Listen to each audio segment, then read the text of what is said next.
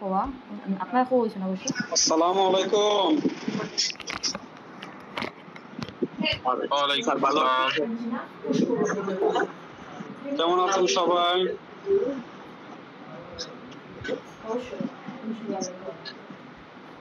Sir ভালো আছি, আপনি ভালো আছেন? আলহামদুলিল্লাহ ভালো।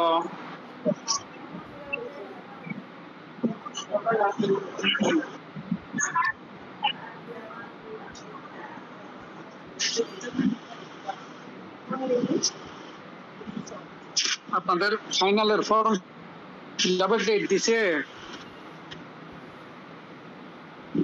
না স্যার, এখন দেয় নাই। এই দিয়ে দিবে, আর বেশি দিন নেই।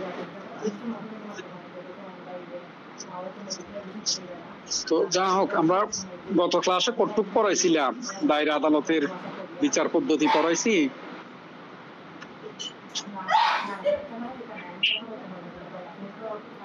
স্যার আজকে পড়াবেন বলছিলেন। দায়রাটা পড়াবো বলছিলাম না? আচ্ছা ঠিক আছে, আমরা দ্রুত ক্লাসে যাই। দায়রাতে অনেকটা ম্যাজিস্ট্রেটের মতো, তবে কর্মকাণ্ডগুলো বিস্তৃত। দায়রাতে আপনার 265 কতে বলতেছে,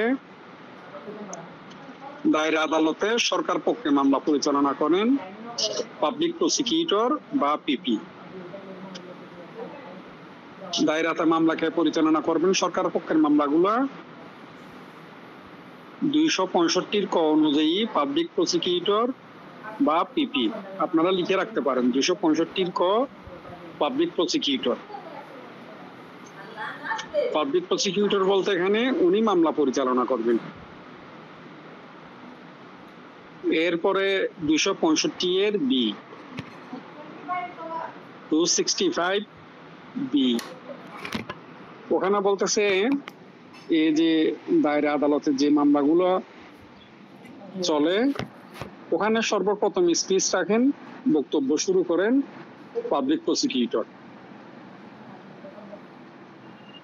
রাষ্ট্রপক্ষ হয়ে পাবলিক প্রসিকিউটর বক্তব্য শুরু করেন।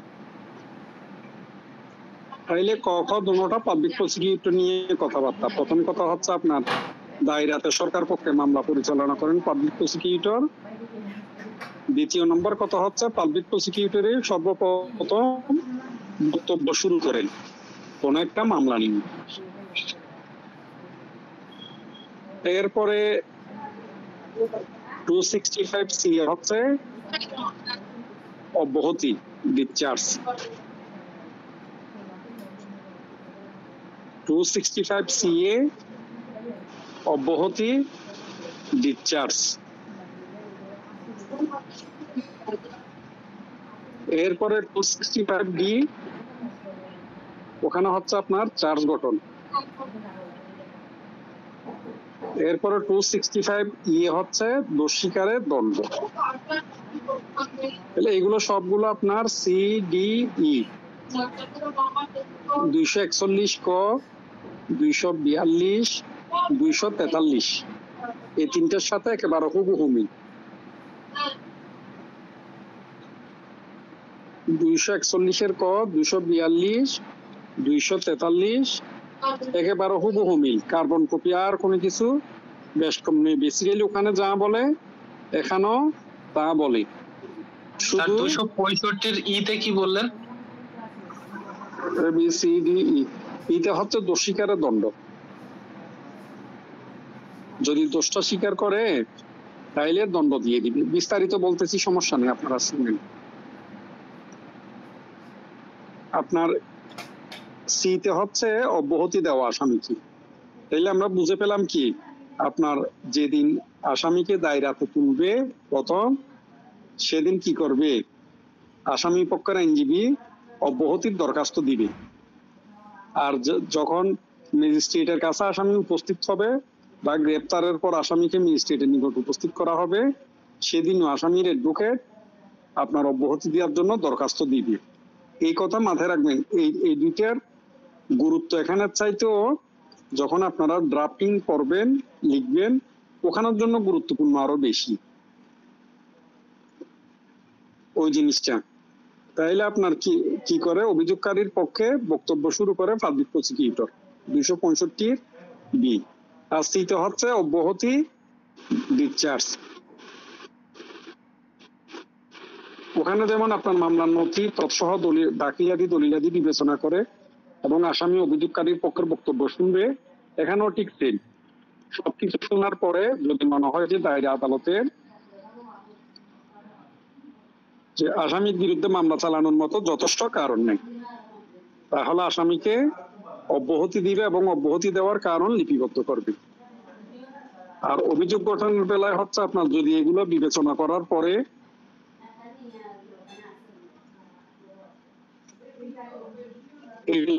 বিবেচনা করার পরে আপনার শুনানির পর যদি আদালতের মনে হয় যে আসামি একটা অপরাধ করছে এরকম মনে করার কারণ আছে, তাহলে কি করবে আদালত আসামির বিরুদ্ধে লিখিত অভিযোগ প্রণয়ন করবেন।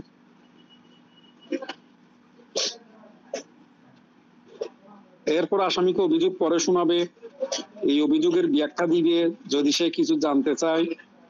এরপর আসামিকে জিজ্ঞেস করবে সে কি দোষ স্বীকার করে না ন্যায় বিচার প্রার্থনা করে।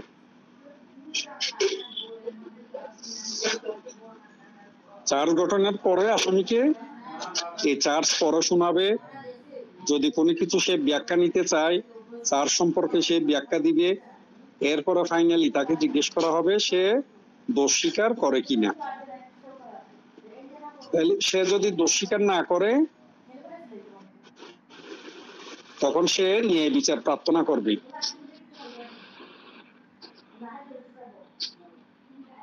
এরপরে তো বললাম দোষ স্বীকারের দণ্ড, যদি সে দোষ স্বীকার করে তাহলে সে স্বীকারোক্তির উপর ভিত্তি করে তাকে দণ্ড দিয়ে দিতে পারবে, পরের স্টেপগুলোর আর প্রয়োজন হবে না।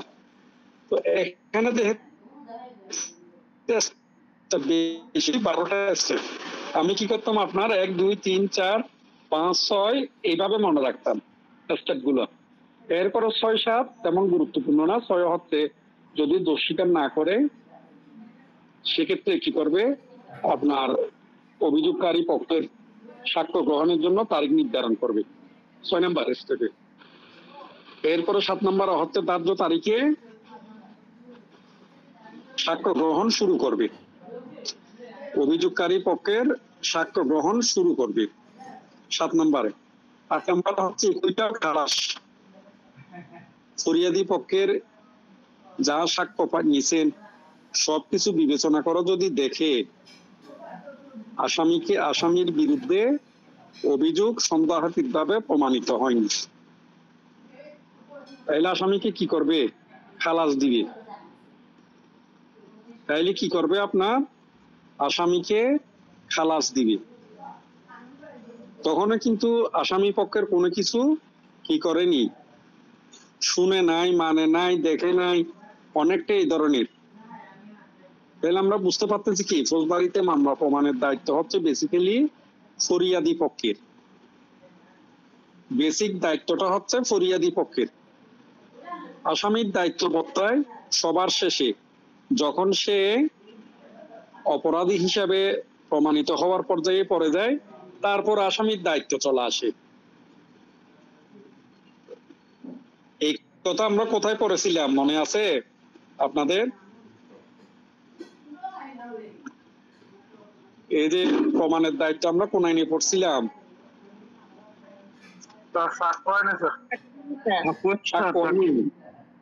সাক্ষ্য আইনে কত থেকে কত ধারায় প্রমাণের দায়িত্ব? স্যার 100 থেকে 112 স্যার। 101 থেকে 112 বা 101 থেকে 114। এটা কততম অধ্যায়? এটা কততম অধ্যায়? স্যার এটা 101 ধারায়। 101 ঠিক আছে।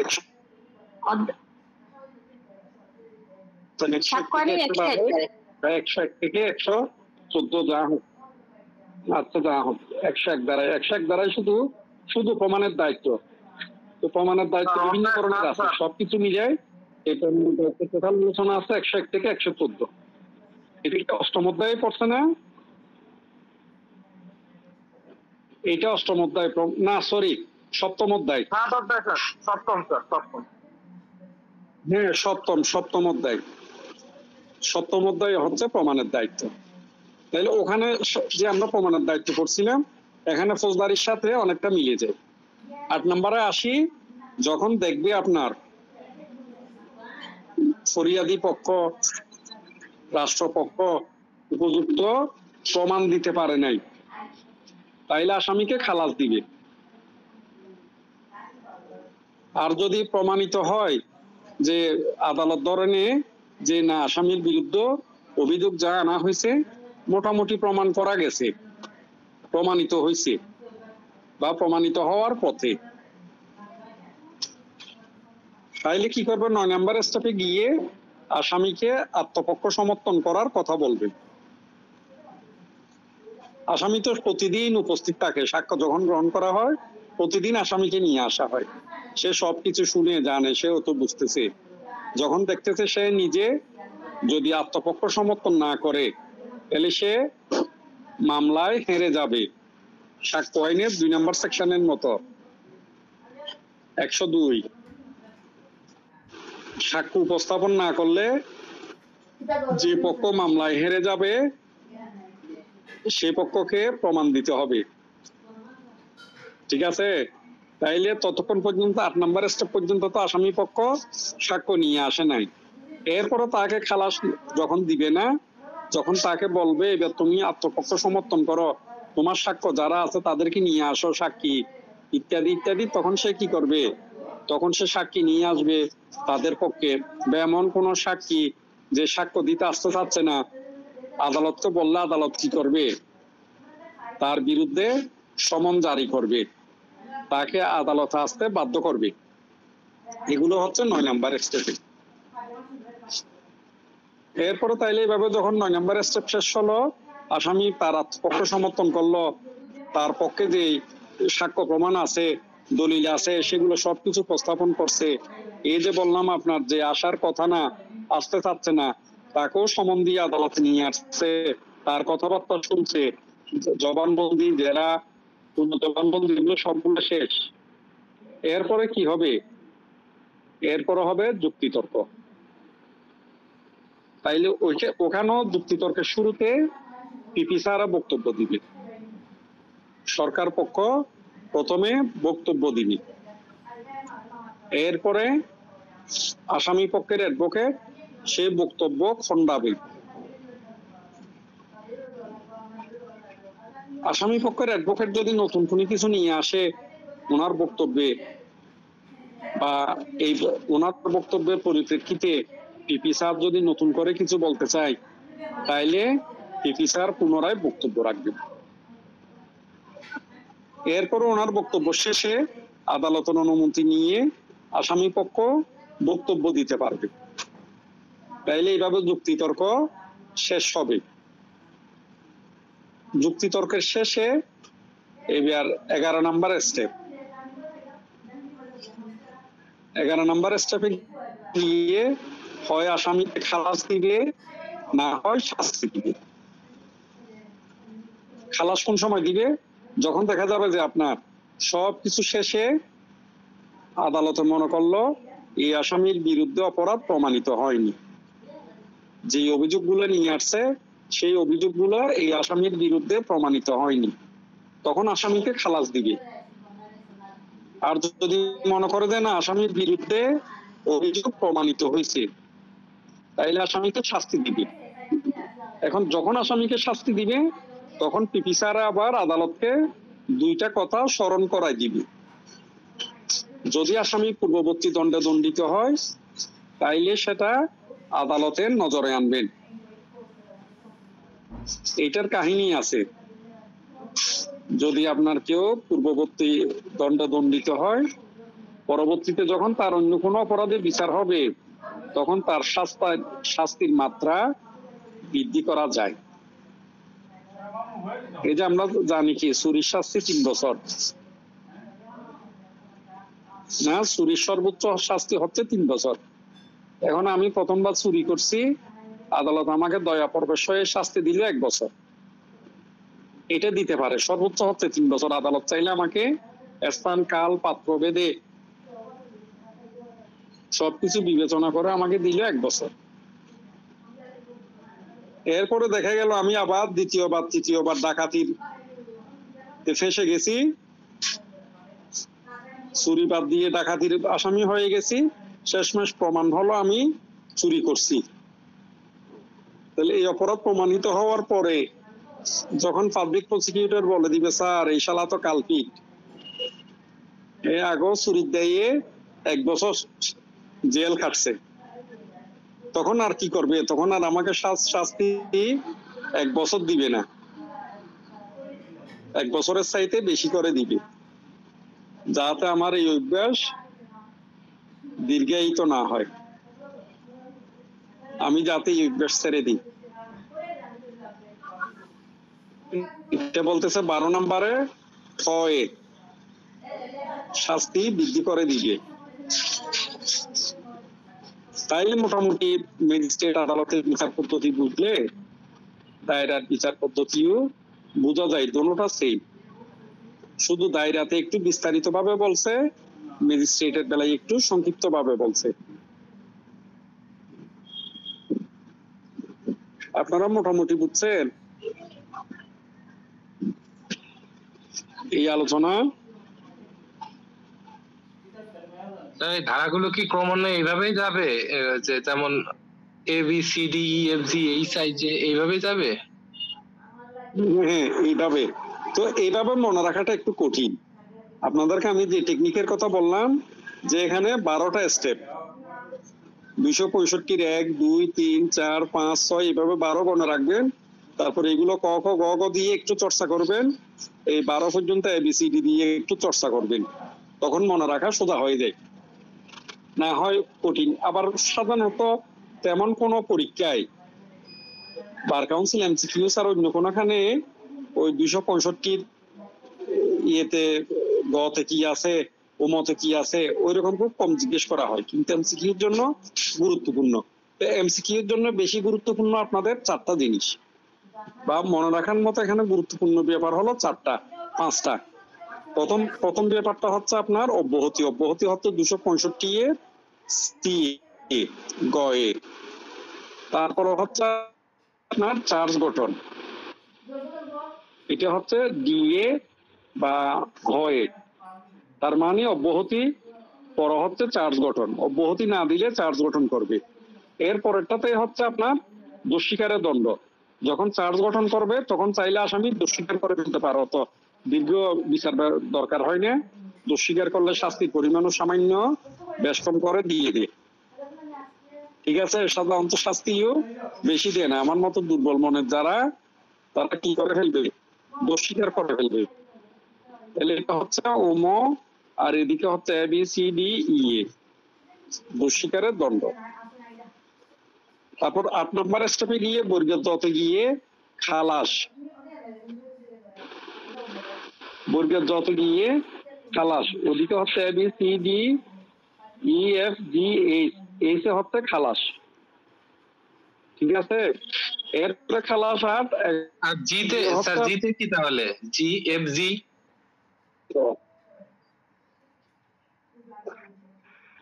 বি ডি ই এম খালাস, এদিকে জি ওইদিকে বর্গের জোয়ার দিয়ে একই ইয়েতে পড়ছে, A B C D E F G না এইচ এ, এইচ হচ্ছে খালাস, এইচ আর বর্গের জ, ঠিক আছে। এখন আপনার কোয়েশ্চেন হচ্ছে জিতে কি? জিতে হচ্ছে ওই আসামি পক্ষের ফরিয়াদি পক্ষের সাক্ষ্য নিবে। 7 নম্বর স্টেপে হচ্ছে আপনার সাক্ষ্য গ্রহণ চলবে ফরিয়াদি পক্ষের বা রাষ্ট্রপক্ষের। তার আগেরটা তো হচ্ছে আপনার সাক্ষ্য গ্রহণের তারিখ দিবে, রাষ্ট্রপক্ষের ফরিয়াদি পক্ষের সাক্ষ্য গ্রহণের তারিখ দিবে। বুঝে পাইছেন? 6-7 কি? জি স্যার, জি স্যার, বুঝতে পারছি। তাইলে এমনি ওই সেকশন বাদ দিয়ে স্টেপ গুলো একটু খেয়াল করে দেখেন। প্রথমে হচ্ছে পিপি স্যার মামলা পরিচালনা করে, 2 হচ্ছে পিপি বক্তব্য শুরু করবে, তারপর হচ্ছে আপনার অব্যাহতি দিবে, চার্জ গঠন করবে, দোষ স্বীকারে দণ্ড দিবে। এরপরে হচ্ছে সাক্ষ্য গ্রহণের তারিখ নির্ধারণ করবে, তারিখ দিয়ে দিবে, তারপরে সাক্ষ্য গ্রহণ করবে। এগুলো ফরিয়াদি পক্ষের।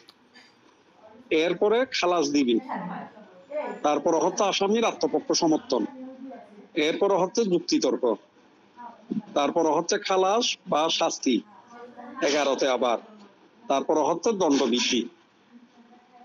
যদি পূর্ববর্তী দণ্ড থাকে, দণ্ডিত ছয় সে, তাইলে পরবর্তীতে তাকে যখন দণ্ড দিবে তখন একটু বৃদ্ধি করে দিবে। কেউ বলতে পারবেন স্টেপগুলো নোট করছেন আপনারা?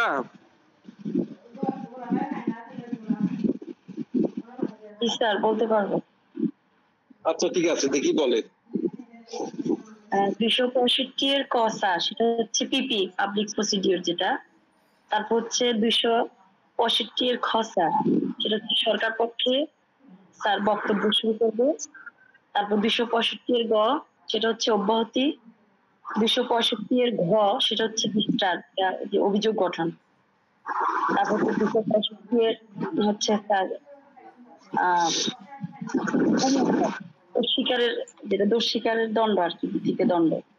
তারপর 265 চ, ফরিয়াদি পক্ষে সাক্ষ্য গ্রহণ, সাক্ষ্য গ্রহণের তারিখ নির্ধারণ, সাক্ষ্য গ্রহণের তারিখ, তারপর তারিখ নির্ধারণ। ওই ডেটে, ওই সময়ে কোন তারিখে সাক্ষ্য নিয়ে আসতে হবে, সাক্ষী নিয়ে আসতে হবে, বা কোন তারিখে সাক্ষী গ্রহণ শুরু হবে, ওইটা নির্ধারণ করে দিবে 6 নাম্বার স্টেপে। শুধু তারিখটা নির্ধারণ। তারিখটা নির্ধারণ। তারপর 265 এর ছ হচ্ছে ফরিয়াদি পক্ষের সাক্ষ্যটা গ্রহণ স্যার। হ্যাঁ, সাক্ষ্য গ্রহণ তারপর শুরু হচ্ছে হয়। খালাস, 265 এর খালাস। তারপর হচ্ছে ইকুয়েট, যেটা আসামি পক্ষের তার সাক্ষ্য গ্রহণ। আত্মপক্ষ সমর্থন, এটাকে বলা হয় আসামির আত্মপক্ষ সমর্থন। জি স্যার। তারপরে যুক্তিতর্ক, সেটা হচ্ছে 265 এর স্যার 10 নাম্বার স্টেপ। হ্যাঁ, 10 নম্বরে যুক্তিতর্ক। খালাস, হ্যাঁ, খালাস ও দণ্ডের রায়। হ্যাঁ, খালাস ও দণ্ডের রায়। তারপরে 65 এর লাস্ট হচ্ছে ঠ, পূর্বদণ্ড। পূর্বদণ্ড। আমি তো এইভাবে মনে রাখি, যদি ত আপনার হয়, তো যদি অ্যাপ্লিকেবল হয়, এর আসামিকে আর একটু ঠেলে দেয়, সে যতটুকু শাস্তি পাওয়ার কথা তার চাইতে আরো বৃদ্ধি করে দেয়, ঠেলে দিবে। সে তো আসলে নিজেই তো দোষী, করবে কি? আদালত তো করার কোনো কিছু নেই। মাশাআল্লাহ, আর কেউ বলতে পারবে?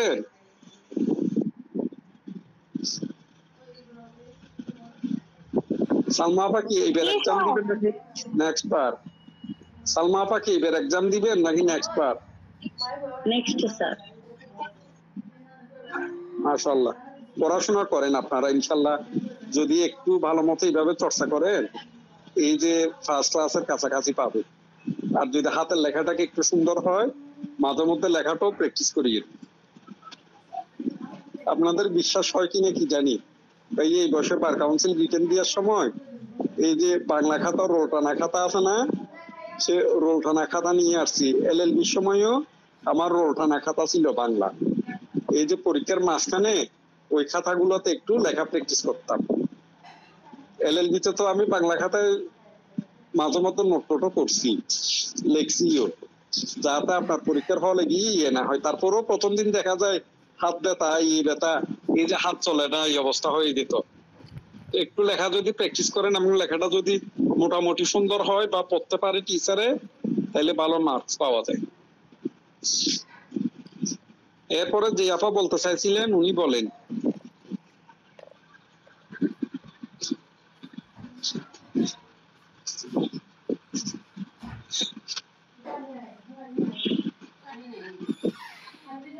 আমার কথা শোনা যায়? আর যিনি বলতে চাইছিলেন পড়া উনি বলেন। স্যার আমি বলবো? বলেন। স্যার 265 এতে পাবলিক প্রসিকিউটর মামলা, রাষ্ট্রপক্ষের মামলা পরিচালনা করবেন। 265 বি, স্যার প্রথমত রাষ্ট্রপক্ষের পাবলিক প্রসিকিউটর পিপি বক্তব্য শুরু করবেন। 65 সি অর্থাৎ 3 নম্বরে অব্যাহতির বিষয়ে আলোচনা করা হয়েছে। যদি আসামির বিরুদ্ধে চার্জ গঠনের উপাদান না থাকে তাহলে বিচারক আসামিকে অব্যাহতি দেবেন বা ডিসচার্জ করবেন। 265 বিতে চার্জ গঠন করবেন পর্যাপ্ত উপাদান থাকলে আসামির বিরুদ্ধে অভিযোগ গঠনের। 265 বিতে দোষ স্বীকারের দ্বন্দ্ব, আসামি যদি তার বিরুদ্ধে গঠিত অভিযোগ পড়ে শোনানোর পরে সে যদি তার দোষ স্বীকার করে নেয় তাহলে বিচারক তাকে দ্বন্দ্ব প্রদান করবেন। অবশ্যই দোষ স্বীকার করলে দ্বন্দ্বের পরিমাণ একটু কম হয়, আদালত কম দিয়ে থাকেন। 265 এফ বা 6 নম্বরে বিচার শুরু সাক্ষ্যের জন্য তারিখ নির্ধারণ করবেন। যদি দোষ স্বীকার না করেন তাহলে বিচারক সাক্ষীর জন্য তারিখ নির্ধারণ করবেন। 265 জি অর্থাৎ সিরিয়ালি 7, স্যার আপনার সাক্ষ্য গ্রহণ শুরু হবে ফরিয়াদি পক্ষের।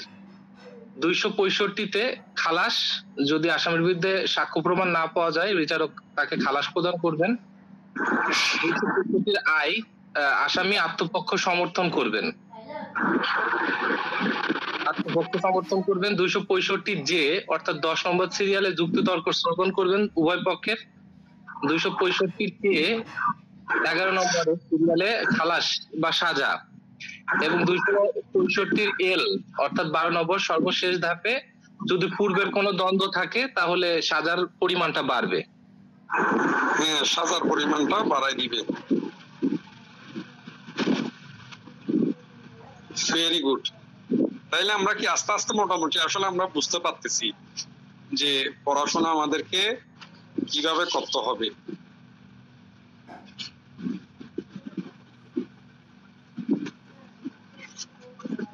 এরপরে আর কেউ বলতে পারবেন?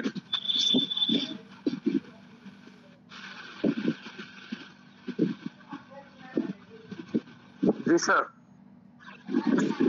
বলেন দেখি।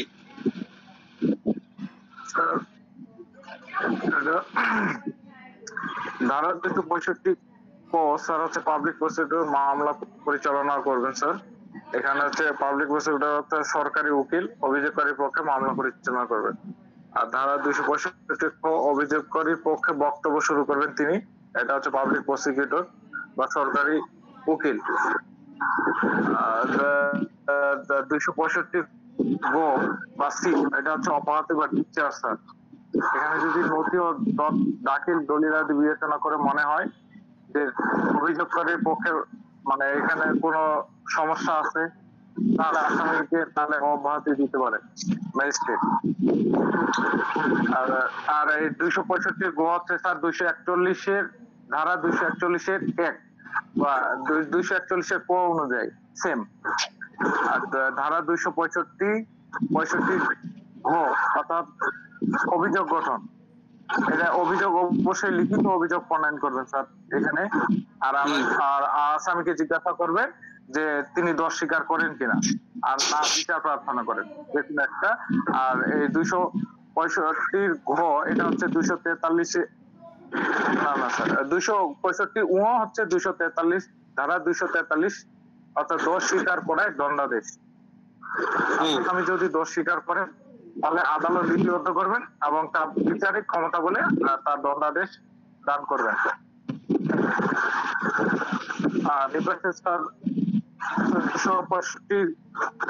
অভিযোগ এটা তো সাক্ষ্য গ্রহণের তারিখ স্যার। আর 265 গ হচ্ছে জি এটা হচ্ছে 265 আমি স্যার এটা ইংরেজি সিরিয়াল করে নিছি স্যার। এই যে 7 265 7 এটা হচ্ছে অভিযোগকারীর পক্ষে সাক্ষ্য গ্রহণ। বাংলা হচ্ছে 6 265 6 আর বাংলা 265 ধারা 265 বৈধর্য হচ্ছে খালাস, যেটা হচ্ছে ধারা 245 এর অনুরূপ বা সেম। অভিযোগকারীর পক্ষে সাক্ষ্য গ্রহণ বা জবানবন্দি গ্রহণের পর যদি এরূপ কোনো সাক্ষ্য আসামি অপরাধ করেছে এরূপ কোনো সাক্ষ্য নেই তাহলে তাকে খালাস দেওয়া হবে। আদালত তাকে খালাস দিতে পারবেন আর এর মর্মে দেওয়ার লিপিবদ্ধ করবেন আদেশ।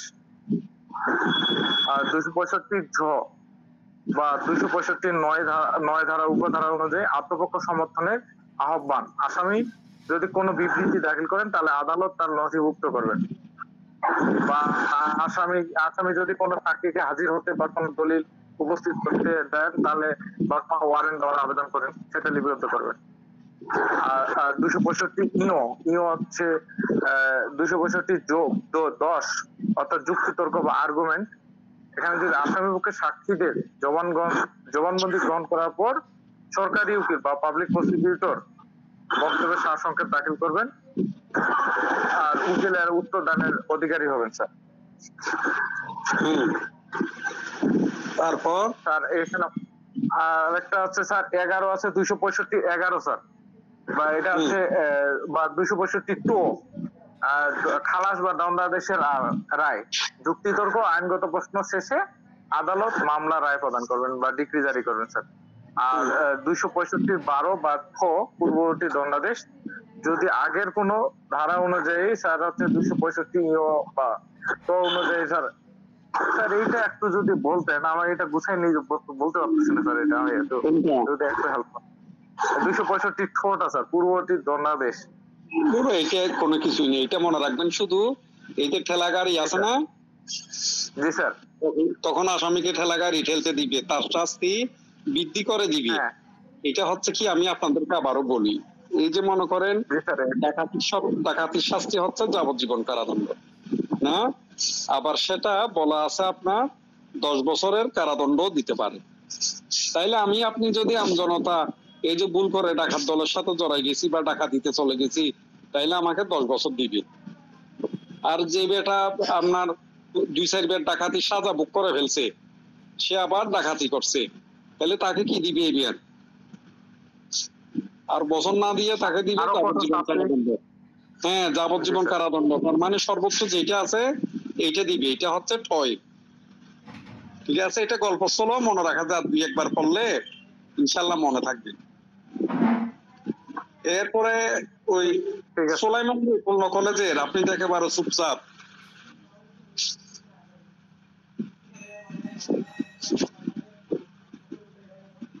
বাদশাহ সুলাইমান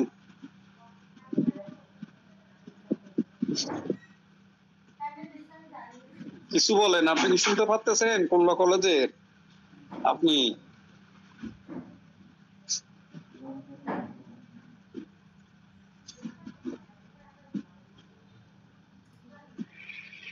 সুলাইমান সাহেব কি শুনতে পাচ্ছেন? আসসালামু আলাইকুম স্যার। ওয়ালাইকুম আসসালাম। আল্লাহু আকবার।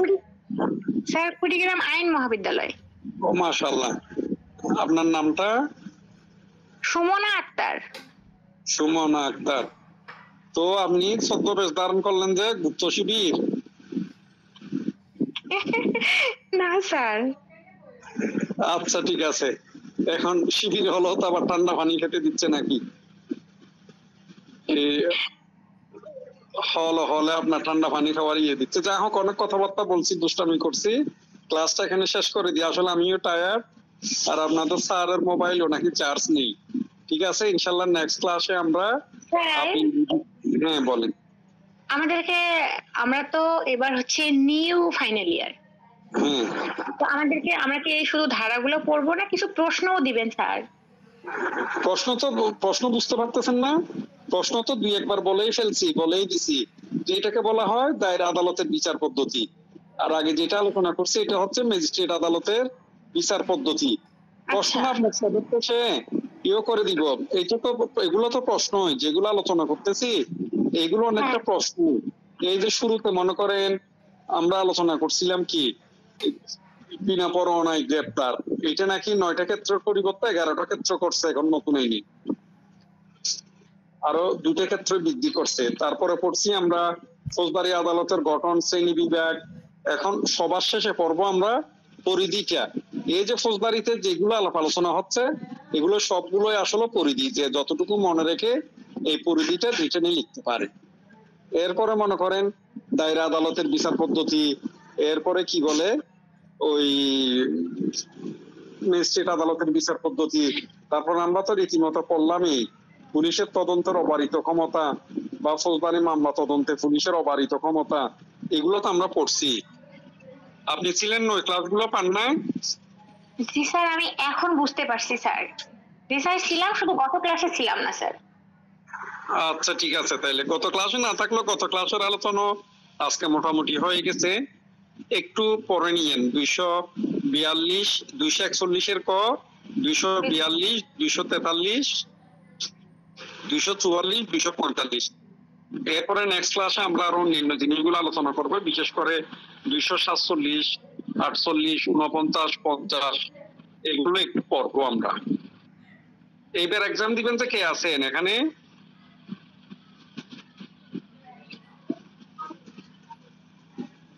কথাবার্তা বলে না। স্যার আমি আছি, তাই আমি আছি স্যার, পরীক্ষা দিই। আপনি আমাকে একটু হেল্প করিয়েন। আপনি কালকে আমাকে এই যে প্রথম পত্রের বিগত সালের 3 বছরের কোয়েশ্চেন গুলো একটু ছবি তুলে পিডিএফ করে দিলেন। আমার হোয়াটসঅ্যাপ নাম্বার আপনার কাছে?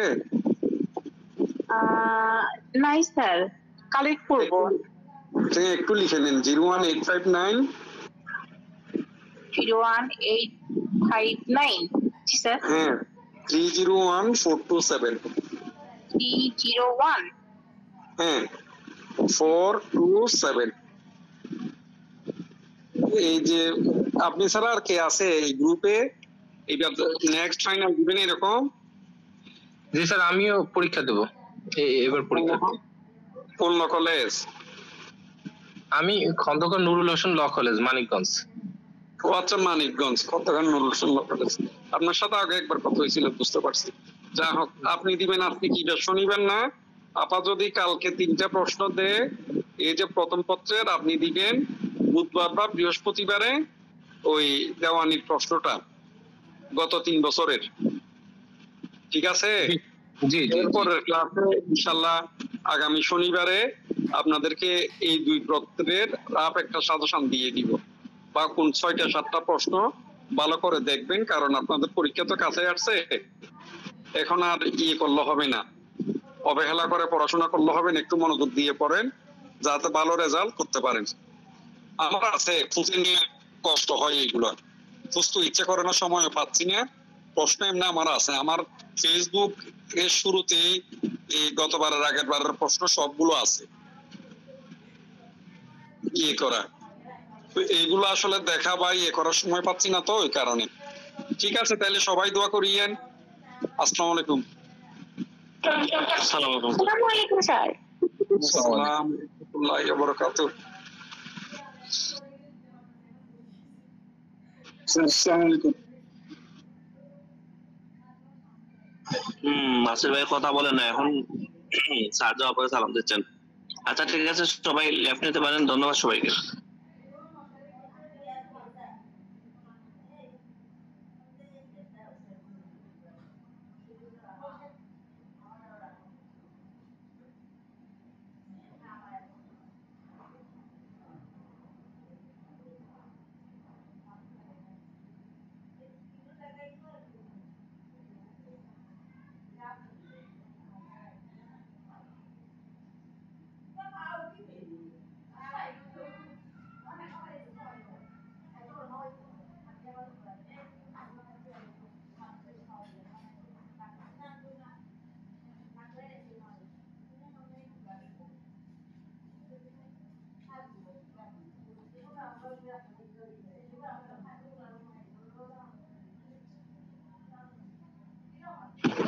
রিমা আপনি কি বন্ধ করছেন?